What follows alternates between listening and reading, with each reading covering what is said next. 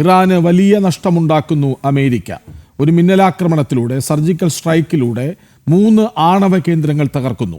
ഇറാന്റെ പ്രതിരോധ ശേഷി അപ്പാടെ തകർക്കാനായി എന്ന ആത്മവിശ്വാസമാണ് അല്പം മുമ്പ് ഡൊണാൾഡ് ട്രംപ് പങ്കുവച്ചത്. വീണ്ടും ഐസൻ ജോസിലേക്ക്. ഐസൻ, അമേരിക്ക പറയുന്നുണ്ട് ഇറാന്റെ പ്രതിരോധ ശേഷി പൂർണ്ണമായും തകർക്കാനായി എന്ന്. പക്ഷേ അവർക്ക് ആക്രമിക്കാനുള്ള കരുത്ത് ഇനിയുണ്ടെങ്കിൽ അവരുടെ ലക്ഷ്യം എന്തായിരിക്കും? അതായത്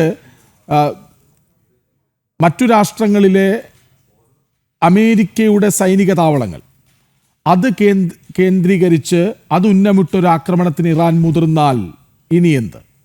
എല്ലാം നഷ്ടപ്പെട്ട അവസ്ഥയിലാണല്ലോ ഇറാൻ. കൃഷ്ണരാജ്, അത്തരത്തിലൊരു ആക്രമണത്തിനുള്ള സാധ്യത ഇനിയില്ല എന്ന് തന്നെയാണ് മനസ്സിലാക്കാൻ സാധിക്കുന്നത്. പ്രതിരോധിക്കാൻ പോലും ശേഷിയില്ലാത്ത അവസ്ഥയിലേക്ക് ഇറാൻ്റെ സംവിധാനങ്ങൾ തകർന്നിരിക്കുന്നുവെന്ന് ഇപ്പോൾ നമുക്ക് മനസ്സിലാക്കാനും സാധിക്കുന്നുണ്ട്. നേരത്തെ നമ്മൾ സൂചിപ്പിച്ചതുപോലെ ഇറാൻ്റെ ആക്രമണം ഇറാൻ എന്തെങ്കിലും രീതിയിലുള്ളൊരു പ്രത്യാക്രമണത്തിലേക്ക് നീങ്ങുകയാണെങ്കിൽ നമുക്കറിയാം, നേരത്തെ തന്നെ സൂചിപ്പിച്ചിരുന്നതുപോലെ F സീരീസിലുള്ള 3 വിമാന ശ്രേണി തന്നെ ആ പ്രദേശത്ത് വിന്യസിക്കപ്പെട്ടിരിക്കുന്നു. അതുപോലെ തന്നെ 30ഓളം ടാങ്കറുകൾ, അതായത് വിവിധ യൂറോപ്യൻ രാജ്യങ്ങളിലും അതുപോലെ തന്നെ അനുബന്ധ സംവിധാനങ്ങളിലുമായി 30ഓളം അടിയന്തരമായി വ്യോമ പറക്കുന്നതിനിടയിൽ തന്നെ ഇന്ധനം നിറയ്ക്കാൻ സാധ്യമാകുന്ന ടാങ്കർ വിമാനങ്ങൾ അവിടെ എത്തിച്ചിരിക്കുന്നു. വൻതോതിൽ അതിനുള്ള സംവിധാനങ്ങൾ, പടക്കോപ്പുകൾ ഒരുക്കിയിരിക്കുന്നു, സന്നാഹങ്ങൾ ഒരുക്കിയിരിക്കുന്നു. ആ ഒരു സാഹചര്യത്തിൽ ഏതെങ്കിലും രീതിയിലുള്ള ഒരു ആക്രമണത്തിന് എന്തെങ്കിലും ഒരു നീക്കം ഇറാൻ്റെ ഭാഗത്തു നിന്നുണ്ടാവുകയാണെങ്കിൽ വലിയ തോതിൽ തിരിച്ചടിക്കാനുള്ള സാധ്യത, വലിയ തോതിലുള്ള ഒരു ആക്രമണം തന്നെ അമേരിക്കയുടെ ഭാഗത്തു നിന്നുണ്ടാകാനുള്ള എല്ലാ സാധ്യതയും സജ്ജമായിരിക്കുന്നു എന്നതാണ് ഏറെ പ്രാധാന്യത്തോടെ നോക്കിക്കാണേണ്ടത്. മറ്റൊരു സുപ്രധാന വിഷയം എടുത്തു പറയേണ്ടത്, അമേരിക്കയുടെ ഈ ആക്രമണം സംബന്ധിച്ച് മറ്റു രാജ്യങ്ങൾ, അതായത് ബ്രിട്ടൻ ഉൾപ്പെടെയുള്ള, ഫ്രാൻസ് ഉൾപ്പെടെയുള്ള രാജ്യങ്ങൾക്ക് കൃത്യമായൊരു ബോധ്യമുണ്ട് എന്ന ഒരു സൂചനയും ഇപ്പോൾ വരുന്നുണ്ട്. അങ്ങനെയെങ്കിൽ ഈ ആക്രമണം ഇനിയും നടക്കുകയാണെങ്കിൽ, ഏതെങ്കിലും രീതിയിലുള്ള ആക്രമണം ഇറാൻ്റെ ഭാഗത്തു നിന്നുണ്ടാവുകയാണെങ്കിൽ വലിയ തോതിൽ തിരിച്ചടിക്കാനുള്ളൊരു സംവിധാനം ഈ 3 രാജ്യങ്ങളും തമ്മിൽ നടത്താനുള്ളൊരു സാധ്യതയുമുണ്ട്. മറ്റൊരു പ്രധാന വിഷയം എടുത്തു പറയേണ്ടത്, UN സെക്യൂരിറ്റി കൗൺസിലും ഐക്യരാഷ്ട്രസഭയും ഉൾപ്പെടെ ഇക്കാര്യത്തിൽ ഇറാന് വിരുദ്ധമായൊരു നിലപാട് സ്വീകരിക്കാനുള്ള എല്ലാ സാഹചര്യങ്ങളും തെളിഞ്ഞിരിക്കുന്ന ഒരു സാഹചര്യത്തിലാണ്, ഒരു തന്ത്രപ്രധാനമായൊരു പൊസിഷനിലാണ്, അല്ലെങ്കിൽ ഒരു സമയത്താണ് ഈ ആക്രമണം നടത്തിയത്.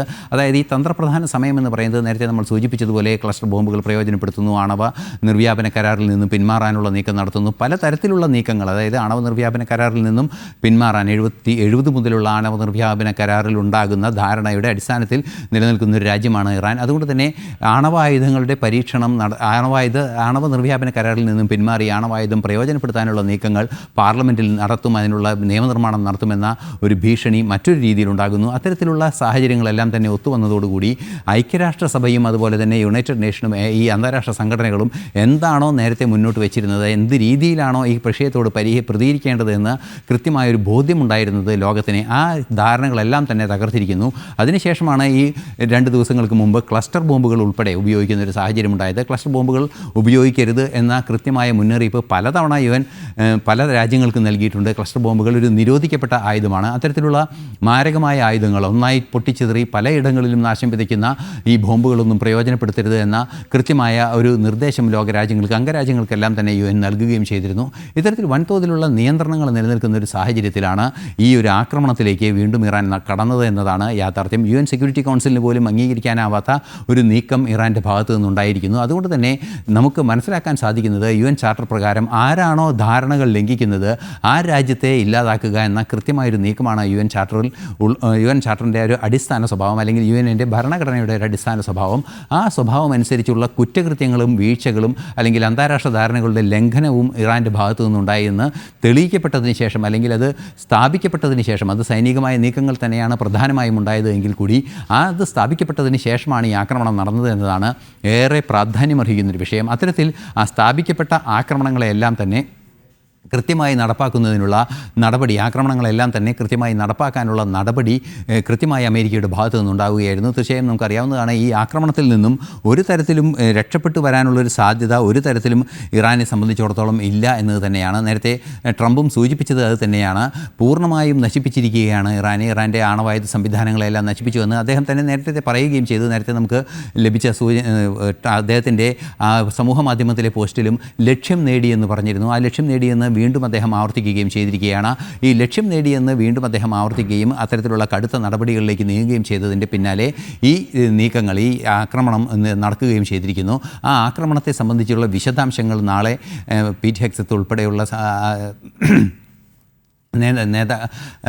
പ്രതിരോധ ചുമതലയുള്ള നേതൃത്വം തന്നെ അറിയിക്കുകയും ചെയ്യുമെന്നും പറയുന്നുണ്ട്.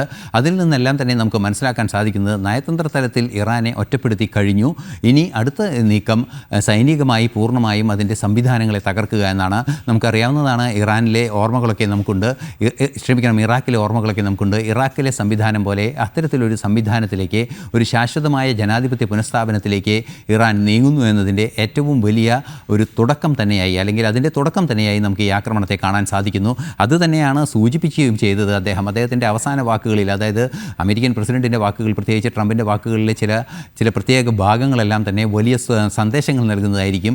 ദൈവം പശ്ചിമേഷ്യയെ രക്ഷിക്കട്ടെ എന്ന് പറയുമ്പോൾ അതിനർത്ഥം തന്നെ ഇനി ഇറാനില്ല, ഇറാൻ്റെ ഭീഷണിയില്ല എന്ന് തന്നെയാണ്. ഇറാൻ ഇല്ലാതാവുകയും ഭീഷണി ഇല്ലാതാവുകയും ചെയ്യുന്നുണ്ടെങ്കിൽ നിലവിലെ ആ ഇസ്ലാമിക് രാജ്യമായ ഇസ്ലാമിക് റിപ്പബ്ലിക് ഓഫ് ഇറാൻ എന്ന ആ സംവിധാനം ഇല്ലാതാകുന്നു. ഈ ഒരു പുതിയ ജനാധിപത്യ ലോകക്രമത്തിൻ്റെ ഭാഗമായി ആ രാജ്യവും മാറുന്നു എന്നതിൻ്റെ സൂചന തന്നെയാണ് ഈ ദൈവം അനുഗ്രഹിക്കട്ടെ അല്ലെങ്കിൽ ദൈവം രക്ഷിക്കട്ടെ എന്ന രീതിയിലുള്ള അദ്ദേഹത്തിൻ്റെ വാക്കുകളിൽ നിന്നും നമുക്ക് വായിച്ചെടുക്കാൻ സാധിക്കുന്നത്. Krishnaraj.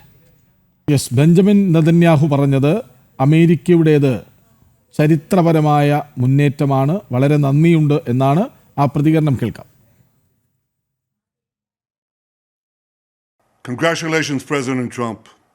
Your bold decision to target Iran's nuclear facilities with the awesome and righteous might of the United States will change history. In Operation Rising Lion, Israel has done truly amazing things. But in tonight's action against Iran's nuclear facilities, America has been truly unsurpassed.